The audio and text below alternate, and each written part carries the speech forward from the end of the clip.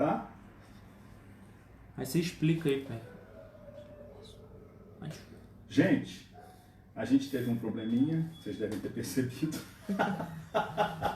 Nosso sistema aqui caiu e a gente teve que mudar alguma coisa na aparelhagem que a gente estava usando. Eu peço que você tenha um pouquinho de paciência. A gente está retornando, né?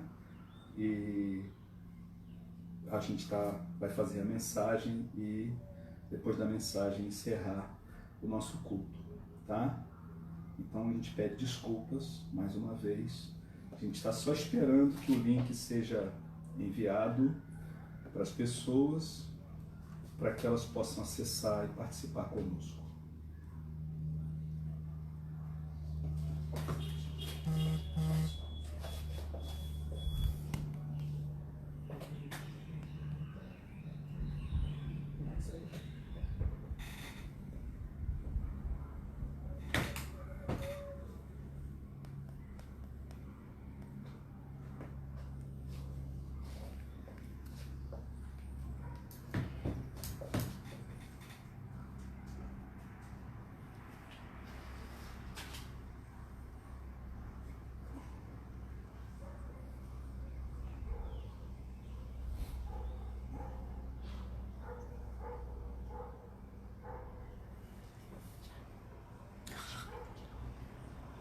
Explicar outra vez? Vou explicar de novo. A gente teve um problema na nossa transmissão, nosso sistema aqui caiu, teve que mudar alguma coisa na nossa aparelhagem. A gente pede desculpas, tá? E a gente vai logo dar prosseguimento ao nosso culto. Estamos só aguardando o envio do link para que as pessoas possam nos acompanhar e estar conosco. Tá bom? Tenha um pouquinho de paciência.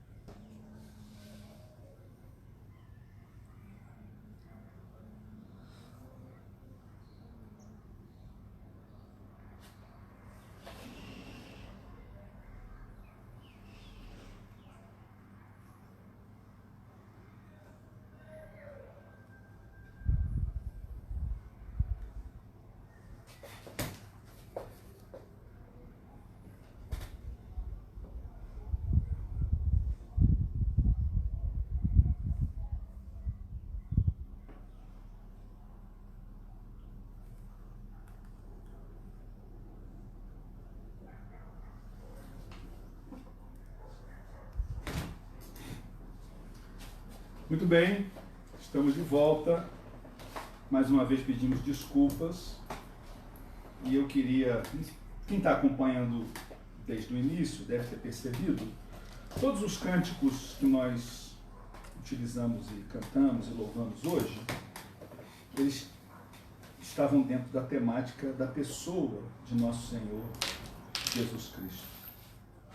E a mensagem é sobre isso, é conhecendo Jesus. E, num certo sentido, hoje eu quero falar, não sei qual é o nível de conhecimento, de leitura bíblica, né? Mas, de um modo geral, conhecemos pouco Jesus, sabemos pouco sobre Ele.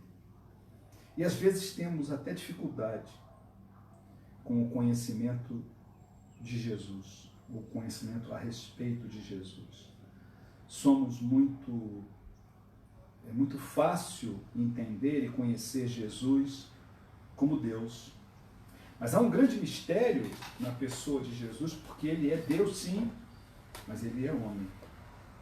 E quando a gente fala desse aspecto humano de Jesus, as pessoas enfrentam alguma dificuldade.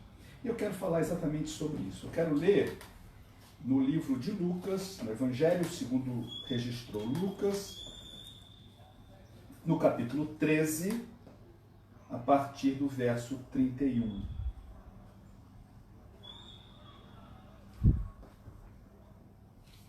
Lucas 13, do 31 até o 35. Diz assim o texto. Naquela mesma hora, alguns fariseus vieram para dizer a Jesus, retira-te e vai-te daqui, porque Herodes quer matar-te. Ele, porém, lhes respondeu, ide dizer a essa raposa que hoje e amanhã expulso demônios e curo enfermos, e no terceiro dia terminarei. Importa, contudo, caminhar hoje, amanhã e depois, porque não se espera que um profeta morra fora de Jerusalém. Jerusalém, Jerusalém, que matas os profetas e apedrejas os que te foram enviados. Quantas vezes eu quis reunir teus filhos, como a galinha ajunta os do seu próprio ninho debaixo das asas, e vós não quisestes. Eis que a vossa casa vos ficará deserta. Em verdade vos digo que não mais me vereis, até que venhais a dizer, bendito o que vem em nome do Senhor. Nós lemos Lucas, capítulo 13, do verso 31 ao verso 35. Muito bem. Eu não sei, acredito que a maioria de vocês já ouviu falar numa moça, uma senhora chamada J.K. Rowling. Daniel conhece? Todo mundo conhece, né? Todo mundo conhece? Oh, rapaz. Eu tô admirado de você conhecer. Essa senhora, J.K. Rowling, ela era secretária numa empresa e foi demitida. Foi demitida porque o patrão dela achava que ela era muito sonhadora. Então ela foi demitida do emprego de secretária. E depois de ser demitida, ela escreveu a saga Harry Potter. E está milionária. Quem podia dizer, né? Quem podia imaginar? Tom Hanks. Conhece, Lia? Já ouvi falar. Já? Já viu algum filme com Tom Hanks? Já. Já? Não vi um pouco, né? É aquele do Náufrago, né? Aquele outro do que a gente gosta. Forrest Gump. Forrest Gump, Esse eu vi. né? Forrest Gump, Lia viu. Lia só vê filme estilo Forrest Gump, Noviça Rebelde. Bom. Tom Hanks, não sei se vocês sabiam, ele chegou a se matricular porque o desejo dele era ser padre. Ele se matriculou num seminário porque ele tinha o desejo de ser padre. Engraçado saber isso, né? Engraçado ser informado disso. A gente nunca imaginou, eu nunca imaginei o Tom Hanks nessa posição. Essa semana nós fomos informados a respeito de um general, Mark Milley. Esse aí vocês conhecem? Ah, a Lia está dizendo que conhece. Lia ficou a semana inteira vendo esse homem, né? Mark Milley, um general, chefe do Estado-Maior das Forças Armadas dos Estados Unidos. É a maior autoridade militar dos Estados Unidos.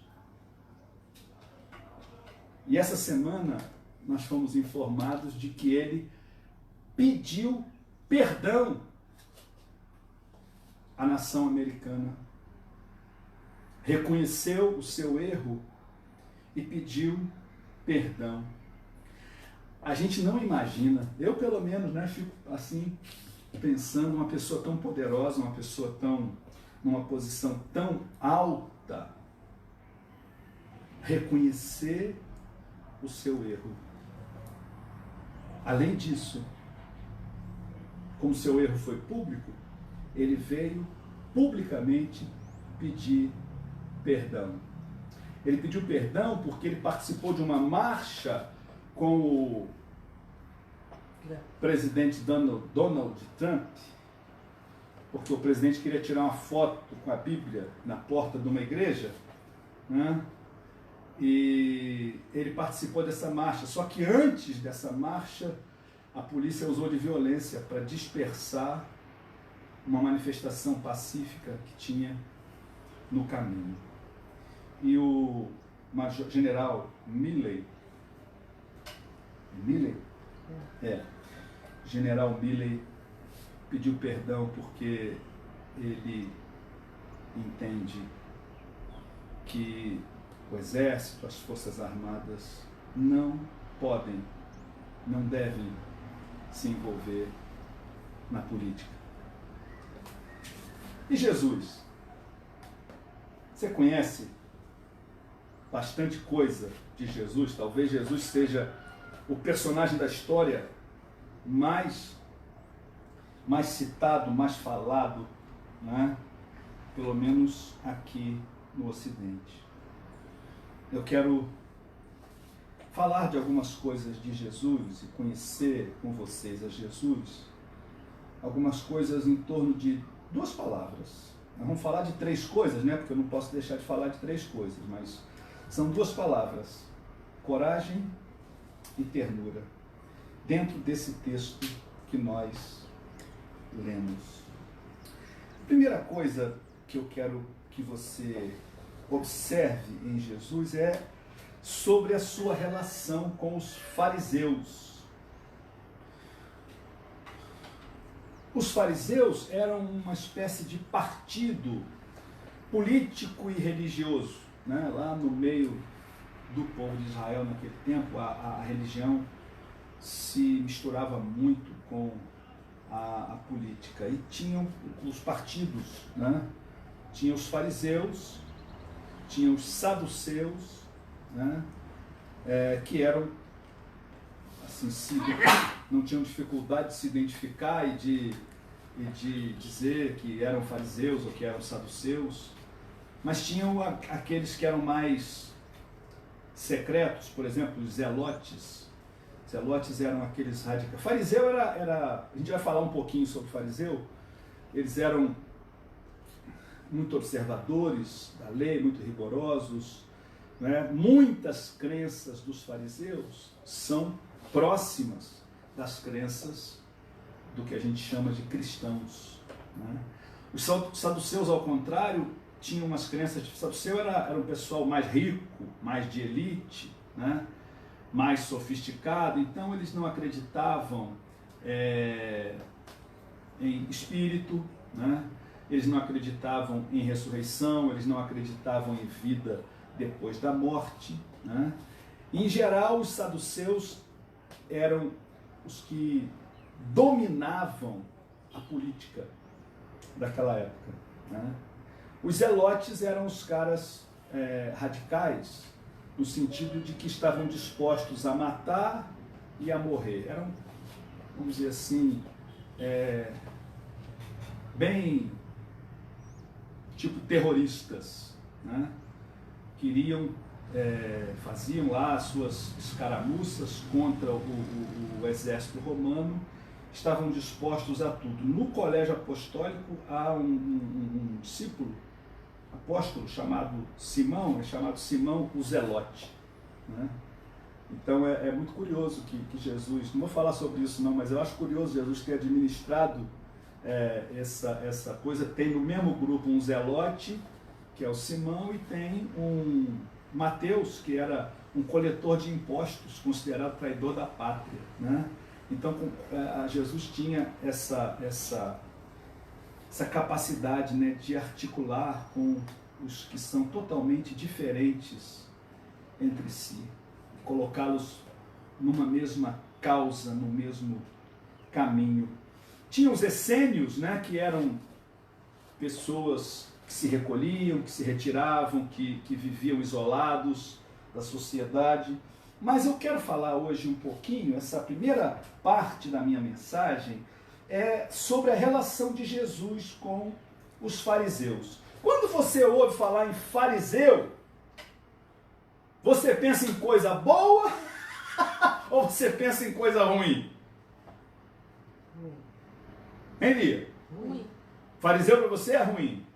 Quando quando você quer, não, seu fariseu. Xingar os outros, né? Xinga de fariseu. Xingamento crente. É um xingamento crente, né? Para não falar um palavrão, a gente fala fariseu, né?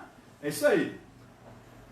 Então, em geral, o fariseu está associado a coisas ruins. De fato, os evangelhos registram muitos embates de Jesus com os fariseus.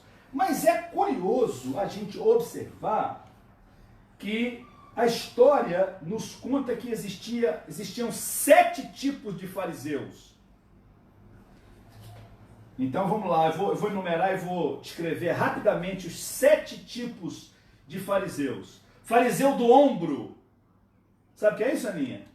Fariseu do ombro é aquele que levava as suas boas obras, como que ele levasse no ombro para poder expor as suas boas obras, né? Aqueles que Jesus falou que antes de dar esmola, tocavam trombeta, né?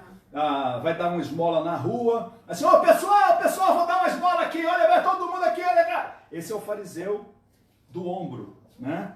Ele fazia as boas obras para poder ser visto pelas pessoas. Tem o fariseu espera um pouco. Esse fariseu espera um pouco é parecido com meus filhos quando eram crianças. Você pedia qualquer coisa para eles, eles diziam, calma aí rapidinho, né? O fariseu do ombro, toda vez que alguém precisava de ajuda, disse, eu vou ajudar, mas espera um pouco, espera um pouco. O que é, Lia? Do ombro é o primeiro. Do ombro é o primeiro, o fariseu do espera. Do ombro é o primeiro. Eu falando que era o primeiro? O espera um pouco é o segundo, né? Toda coisa boa que alguém dependia dele, disse, eu vou fazer sim, pode contar comigo, mas espera um pouco. E aí, já viu, né? Felipe, vai lavar a louça. Mãe, já vou, calma aí rapidinho. E aí você podia ir lavar, porque senão a louça ia ficar lá. Tinha o fariseu dos hematomas. Naquela época, preciso explicar, né? Naquela época era muito vergonhoso, né? Para um homem, especialmente um homem religioso, conversar com uma mulher na rua. Uma pessoa, um homem de boa reputação, né? Pelos costumes, pelas tradições daquela época, não podia conversar com mulher na rua. Nem com a mãe dele. Nem com a mãe, nem com a esposa, nem com a irmã, com ninguém. Nenhuma mulher, ninguém do sexo feminino, ele não podia conversar. Então, esse fariseu do hematoma, ele era tão rigoroso com essa coisa que ele não queria nem olhar para uma mulher na rua. Então ele andava na rua de olho fechado. Eu não vou fazer isso aqui porque eu não quero um hematoma. Mas se eu andar de olho fechado, eu vou bater na parede. E se eu bater na parede, vai aparecer... Vai hematomar. Vou hematomar. Vai aparecer um galo, um hematoma no meu rosto. E eles achavam bonito ostentar entre os seus pares. Olha só, quantos hematomas que eu estou essa semana, quantos galos que eu tenho, porque eu ando de olho fechado, eu não olho para mulher nenhuma. Tem o fariseu corcunda. Ele queria aparentar tanta humildade, mas tanta humildade, que ele só andava assim, olhando para o chão. Esse era o fariseu corcunda. Ele queria demonstrar que era muito humilde. O quinto é o fariseu da contabilidade. Fazia conta de tudo. Ele estava sempre preocupado se as suas boas obras eram maiores do que as suas más obras. Então ele queria fazer uma conta para sempre dizer para Deus, eu estou no crédito. Ele tinha um livro caixa com Deus e ele dizia, eu estou no crédito, eu estou no crédito. Então era assim. Tem o fariseu medroso, aquele que estava sempre com medo de Deus. Esse é o sexto fariseu, o medroso. E tinha o fariseu crente. A Bíblia nos fala sobre Nicodemos, por exemplo, que foi encontrar com Jesus de madrugada, né? Mas ele disse para Jesus, nós sabemos que tu és mestre da parte de Deus, porque ninguém pode fazer os sinais que tu fazes se Deus não estiver com ele. Nicodemos, quando os fariseus estavam tramando contra Jesus, Nicodemos foi aquele que levantou a sua voz no meio deles e disse: por acaso a nossa lei julga e condena um homem sem antes ouvi-lo? E ele então é acusado pelos seus pares de Galileu.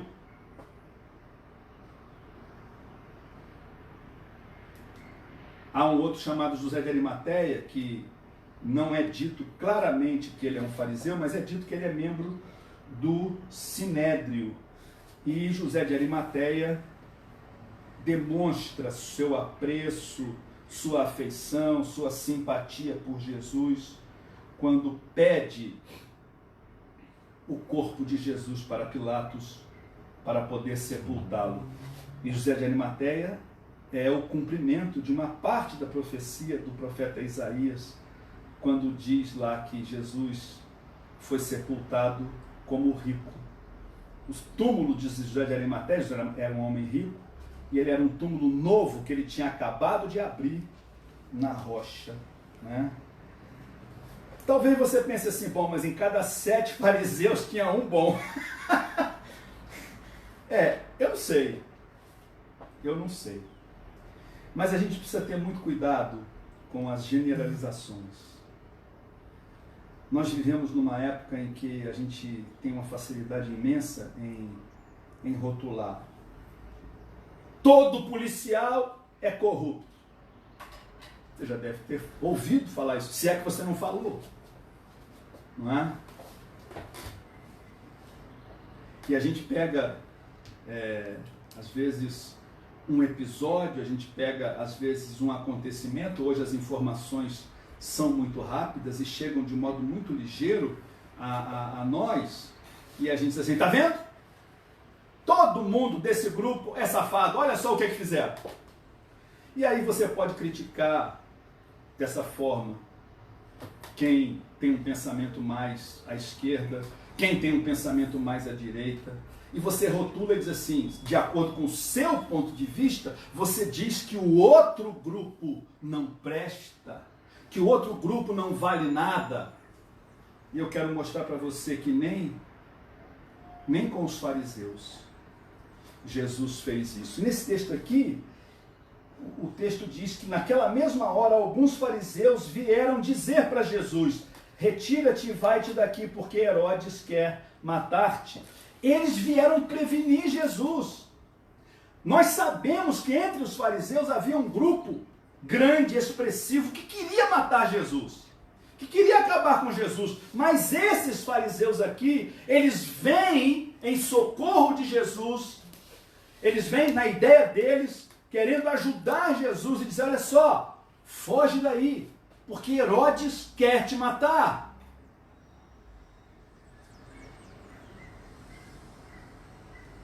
Cuidado quando você, e eu também, quando nós generalizamos e jogamos todas as pessoas de um determinado grupo, de um determinado pensamento, de uma determinada cultura no mesmo saco e dizemos: nenhum deles presta. A segunda coisa que eu quero dizer a você é que Jesus não era um moleirão, tá? Jesus era corajoso. Jesus não era um banana. Alguém pode pensar: bom, mas um camarada que foi preso, julgado, condenado, morto, né, e não fez nada. Fez nada. É um banana. Não. Jesus se deixou matar. Ele veio para isso. Mas nesse texto aqui, ele dá uma resposta, quando os fariseus dizem para ele: Herodes quer te matar. Ele, porém, respondeu: ide dizer a essa raposa. Ele chama Herodes de raposa. Herodes era o rei. O rei queria matar Jesus. Talvez ele pudesse dizer assim: não, fala para ele que ele entendeu mal. não é bem assim, né? Fala com ele lá que... Não. Jesus chama Herodes pelo nome certo. Vai dizer para essa raposa. A raposa tem várias espécies de raposa pelo mundo. Até no Brasil tem raposa mesmo.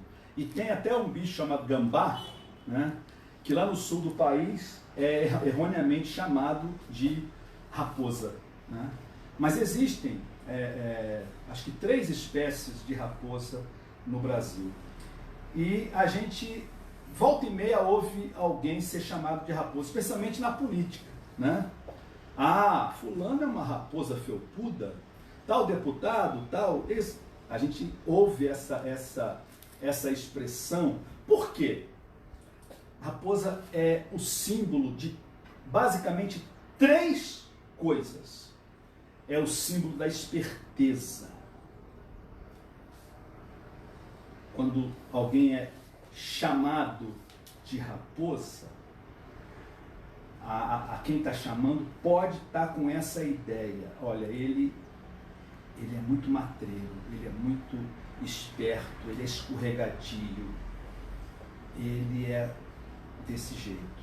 A outra coisa sobre a raposa é que a raposa é símbolo de destruição.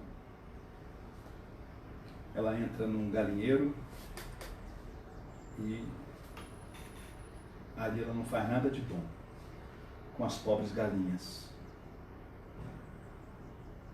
E a raposa é também um símbolo de baixeza, porque a raposa age nas sombras. A raposa gosta da noite. E traiçoeiramente ela vai e se apodera daquilo que ela quer. E Jesus então dá para Herodes o nome certo, o nome de raposa. Isso dá para a gente uma deixa para a gente conversar um pouquinho sobre como é que nós, eu e você, lidamos com a autoridade. Qual é a nossa relação? Qual deve ser a nossa relação com os governantes? A Bíblia, desde o Velho Testamento, tem diversos. Eu peguei e selecionei alguns exemplos aqui para a gente pensar sobre eles, tá? Um deles é esse, de Jesus, chamando o rei de raposa, nomeando, né, dando o nome certo para o boi certo. Outro bicho, né? Boi. Mas olha só, o profeta Elias, vou pegar alguns exemplos. O profeta Elias teve que lidar no seu ministério com um rei chamado Acabe, que tinha uma mulher que era terrível. O ministério de Elias foi no reinado, uma grande parte, de Acabe e Jezabel. E como é que Elias lidou com esse rei corrupto, mau, e sua mulher terrível?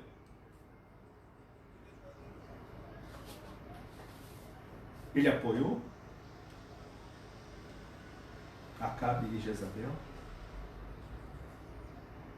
Teve, só para lembrar uma historinha, tem um episódio em que ele combate com os 400 profetas de Baal, que eram profetas sustentados pela Jezabel. E simplesmente ele passa os 400 no fio da espada. Esdras e Neemias, que estavam no cativeiro, tiveram que lidar com reis estrangeiros, Ciro e Artaxerxes.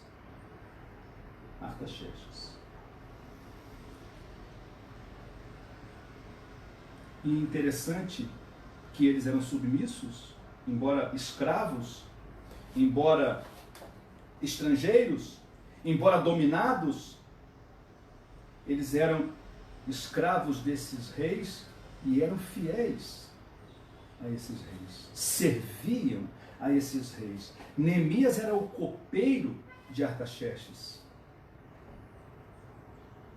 E um belo dia, quando ele vai servir o vinho, né, havia um costume, né, o sujeito vai servir o vinho para o rei, ele tinha que tomar o vinho antes, para o rei ver que o vinho não estava envenenado. É esperteza. Então, se o copeiro quisesse fazer uma tramóia ali e matar o rei, botar um veneno ali, uma estricnina, não sei se existia estricnina na época, para matar o rei, ele tinha que tomar antes. Aí o rei vê ele tomar, bom, então eu vou tomar também. Então, quando Neemias foi servir o rei diz assim: por que você está triste? Você nunca fica triste? Nunca vi você triste? Isso é tristeza do coração. E o rei se compadece de Neemias, e Neemias abre o coração para o rei e diz: a minha terra está em ruínas, a minha cidade está destruída. E o rei providencia para que Neemias volte com recursos e com gente para reconstruir Jerusalém, para reconstruir os muros, para reconstruir o templo. Daniel também viveu no cativeiro como um escravo de reis como Nabucodonosor, Belsazar, Dario. Nabucodonosor tinha hora que ele estava bem, tinha hora que não, né? Nabucodonosor era meio bipolar. Tinha hora que estava muito bem, daqui a pouco ele endoidava. Belsazar era corrupto. E aí aparece uma escritura na parede que ninguém consegue decifrar e Daniel é chamado. E Daniel firmemente diz assim: olha só, rei, pesado foste na balança e achado em falta, dividido foi o teu reino e dado aos medos e aos persas. Ele servia os reis. Como escravo, ele servia com fidelidade. Mas na hora de dizer a verdade, certa vez ele disse para Nabucodonosor: se você não se humilhar, você vai ficar doido e vai perder o reino. E Nabucodonosor um dia chega no jardim lá da Babilônia e fala assim: eu saio a Babilônia que eu construí, eu sou o Nabucodonosor. E aí ele fica doido e vai comer capim. Vai comer capim com os bois por 7 anos. Daniel dizia a verdade, mesmo para o rei. A igreja do Novo Testamento teve que se relacionar com imperadores terríveis. Vou citar 3 aqui. Nero. Já ouviram falar de Nero? Botou fogo em Roma e quis culpar os cristãos. Calígula. O pessoal da minha geração com certeza ouviu falar, porque tinha um filme, na época foi um escândalo, né? Esse filme Calígula, né? Mas eu não vi não porque eu era santo. E Domiciano, que empreendeu perseguições terríveis contra a igreja. E eles tiveram que lidar, a igreja do Novo Testamento teve que lidar com governantes mais próximos. A igreja de Jerusalém, os líderes da igreja de Jerusalém foram chamados perante as autoridades e foram proibidos de pregar no nome de Jesus. E eles disseram assim: olha só, vocês acham que nós vamos deixar de obedecer a Deus para obedecer a vocês? O apóstolo Paulo e o apóstolo Pedro, nas suas cartas, insistem em que nós devemos orar pelas autoridades. E isso devemos fazer. O apóstolo João, lá no livro de Apocalipse, outro dia, já na quarentena, eu falei sobre isso.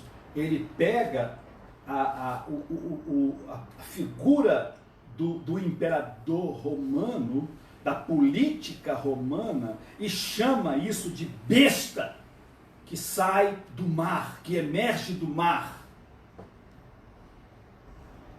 O poder humano e o mal que aquele poder tenta causar à igreja e a Cristo. Então eu concluo essa segunda parte em que Jesus se refere a uma autoridade. Ele fala de Herodes e ele diz, vai lá falar para aquela raposa. Na fala ele faz 2 vezes referência à sua morte e à sua ressurreição. Ele fala de um dia, de outro dia e no terceiro dia terminarei. Ele fala isso 2 vezes. Se quiser você olha lá no texto. Como é que é a nossa... Como deve ser a nossa relação com as autoridades? E eu penso o seguinte, essa é a minha interpretação. Em condições normais, precisamos, a Bíblia nos ensina a ser submissos e orar pelas autoridades. Em condições extraordinárias, a Bíblia nos ensina a desobediência civil. Importa antes obedecer a Deus do que aos homens. A autoridade tem a sua autoridade, a sua circunscrição de autoridade restrita às questões dela. As questões da igreja, a obra da igreja, a missão da igreja é da igreja. O Estado não tem que se meter nisso. O que eu entendo é que, em geral, precisamos ser submissos e orar pelas... Acredito que todos eles, até Elias deve ter orado por Acabe e Jezabel. Acredito que Jesus orava por Herodes, acredito mesmo, e orou por Herodes na cruz. Quando ele disse, Pai, perdoa, porque eles não sabem o que fazem. Mas isso não pode tirar da igreja a sua voz profética. Isso não pode impedir que a igreja levante a sua voz todas as vezes que o Estado ultrapassar as fronteiras. A igreja precisa erguer sua voz e dizer para o rei, para o presidente, para o deputado, para o senador, para o ministro do STF, assim diz o Senhor, raposa. Terceira coisa, a gente já falou que Jesus é justo, não é? Jesus tratava, não tinha aquela barreira com os fariseus, se relacionava com eles. Pelo fato de ser fariseu para Jesus não significava que ele era ruim. E a gente mostrou aqui algumas exceções, né, dessa história. Jesus era corajoso. Jesus dizia o que era para dizer e calava na hora que precisava calar.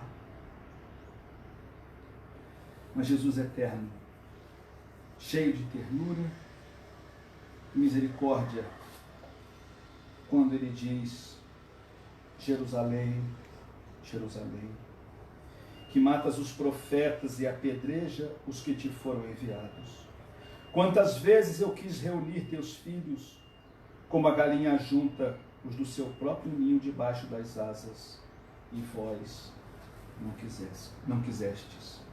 A impressão que eu tenho é que Jesus frequentava Jerusalém muito mais do que os evangelhos nos dizem. Né? Os evangelhos, todos eles, nenhum deles é uma biografia de Jesus. Nenhum deles é um diário de atividades ou um relatório de atividades de Jesus. Não.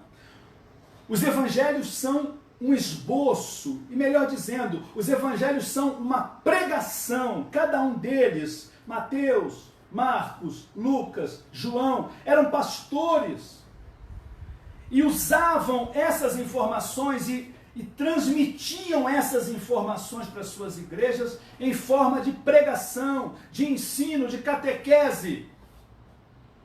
Em nenhum momento, nenhum dos evangelistas quis fazer do seu evangelho uma narrativa completa do que Jesus fez, onde Jesus foi.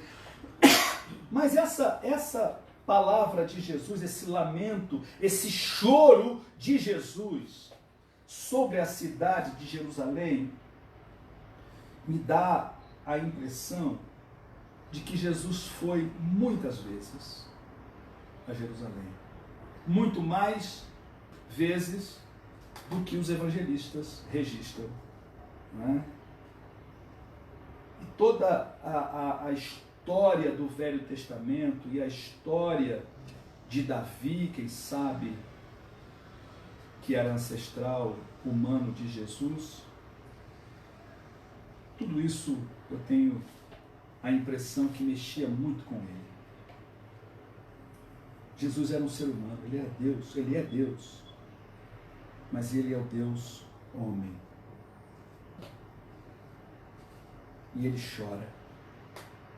Ele chora à vista de Jerusalém. Jerusalém, Jerusalém. Ah, quantas vezes eu quis te acolher. Quantas vezes eu quis te abrigar. Quantas vezes eu quis te abençoar. Mas você não quis. Você se recusou. Jesus vai fazer uma profecia que vai se cumprir no ano 70. Jerusalém será destruída pelos romanos. Você conhece Jesus? Às vezes a gente toma conhecimento de coisas a respeito de algumas pessoas que nos surpreendem. Citei algumas aqui hoje no início. Quem diria que Tom Hanks queria ser padre? Quem diria que aquela dona que escreveu Harry Potter era uma secretária distraída e sonhadora que foi despedida? Quem diria que uma maior autoridade militar de uma nação como os Estados Unidos viria a público para pedir perdão? Todas essas coisas nos surpreendem. Mas Jesus sempre nos surpreende. Nos surpreende por sua justiça no trato com as pessoas, não pré-julgando ninguém. Nos surpreende com a coragem de dar o nome certo para a coisa certa, de falar na hora que é preciso falar. E Jesus nos surpreende por sua ternura. Você conhece Jesus?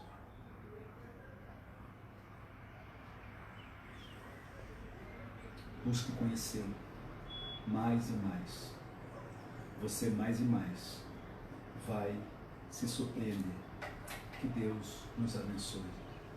Amém. Senhor nosso Deus, nós agradecemos por esta manhã. Agradecemos, ó Deus, por tudo que o Senhor tem feito por nós. Pedimos a Tua graça, a Tua bênção sobre nós. Abençoa, ó Deus, cada pessoa que está conosco, cada pessoa que ainda vai ouvir, participar remotamente desse culto. Abençoa-nos a todos, Senhor. Guarda-nos em nome de Jesus. Amém. Meus queridos, nós estamos chegando ao final do nosso culto. Ontem eu avisei no nosso grupo lá da igreja, na minha mensagem, e vou repetir agora.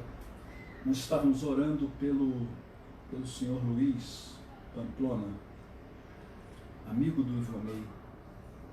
Ele estava internado e a situação dele se agravou e ele faleceu anteontem.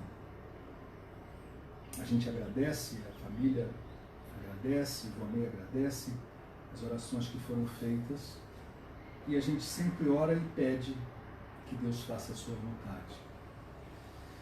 Mas, segundo a própria vontade de Deus, essa não precisa ser e não será a última palavra sobre Luiz Pamplona. A morte não tem a última palavra. A morte não é o final. A morte é uma passagem para uma outra vida, para uma outra realidade, em que estaremos para sempre com o Senhor. Nosso abraço à família do seu Luiz, nosso abraço ao Ivonei. Você que é membro da igreja e que tem acesso aos canais da igreja, você sabe como acessar as contas da igreja para enviar o seu dízimo, a sua oferta. Sempre naquele espírito de que Deus ama ao que dá com alegria. Não é uma faca no seu peito. Não é um peso. Não pode jamais ser um peso na sua vida. Nós, principalmente, a gente sempre falou isso, mas principalmente nesses tempos de pandemia, nós sabemos que tem pessoas que perderam seu emprego, perderam seu sustento. E como é que nós vamos chantagear essas pessoas para que contribuam quando elas não estão, às vezes, sem o básico em casa? Então, isso é para aquelas pessoas que podem, que têm isso no coração. Eu sei que muitos têm no coração o desejo de contribuir, mas alguns não podem. Mas aqueles que podem, são da igreja, têm acesso às contas, à conta bancária, faça então a sua transferência. Um outro detalhe, nós estamos em plena obra, aquela obra no templo e no Salão Levi está em andamento. Nós já temos um pouco mais da metade do valor para o pagamento do material e da mão de obra. Mas de repente você quer fazer uma oferta para a obra. Existe o dízimo, né? A oferta, aquela oferta regular que as pessoas fazem mensalmente, mas de repente você quer fazer uma oferta extra para a obra. É simples, ou você avisa a nossa tesoureira, olha, esse que eu estou mandando é para a obra. Ou então, se você não tiver dificuldade de avisar, coloca o valor com centavo. Qualquer valor que entrar na conta que tenha centavos, a gente já sabe, mesmo que você não avise, a gente já sabe que tem centavo, qualquer centavo, né? A gente sabe que quando tiver centavo é para a obra, tá bom? Valor redondo é dízimo e oferta normal. Valor com centavos é para a obra. Tá bom assim? Deus abençoe sua vida. Nós vamos encerrar. Vou pedir que você levante a sua mão, onde quer que você esteja, e nos abençoe, como nós desejamos abençoar você. Repita: que a graça de Jesus, que a graça de Jesus, o amor de Deus, o amor de Deus, a comunhão do Espírito Santo, a comunhão do Espírito Santo, seja contigo. Seja contigo. Seja com o povo de Deus. Seja com o povo de Deus. Agora e sempre. Agora e sempre. Amém. Amém.